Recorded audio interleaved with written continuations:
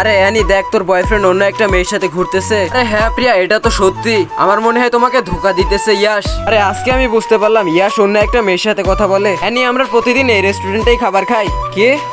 আরে আমি কিছু বললাম নাকি? কিছুই না।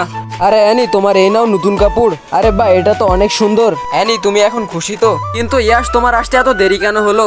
আমার এখনই জিজ্ঞেস করতে হবে ওই মেয়েটাকে। ইয়াশ, আমি বলতেছিলাম কি তুমি অন্য একটা মেয়ের সাথে কথা বলো, কিন্তু তুমি কিভাবে জানলে? কারণ আমি তোমাকে মন থেকে ভালোবাসতাম। তুমি আমাকে ধোকা দিয়েছো, তুমি আমার সাথে আর কথা বলবে না। ইয়াশ, আমাদের ব্রেকআপ হয়ে গেছে, তুমি এখন চলে যাও। তুমি ওই ভূতের কাছে যাও।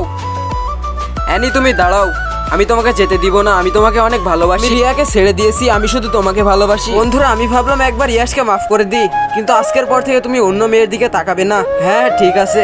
আরে ইয়ানি দেখো, তোমার জন্য ফুল এনেছি। বন্ধুরা, আমি অনেক খুশি কারণ ইয়াশ আমাকে ভালোবাসে। বন্ধুরা, এই ভিডিও নেক্সট পার্ট দেখার জন্য সাবস্ক্রাইব করো।